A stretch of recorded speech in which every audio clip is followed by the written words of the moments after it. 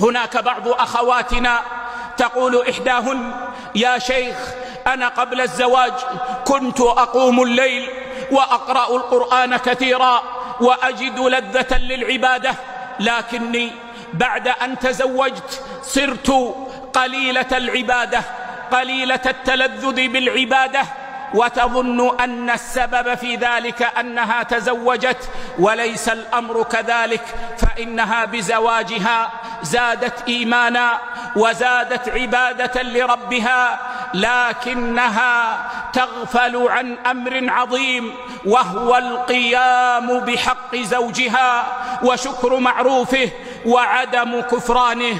والله ثم والله لن تجد امرأة حلاوة الإيمان حتى تؤدي حق زوجها. فوصيتي لبناتي وأخواتي أن يعتنين بهذا الأمر.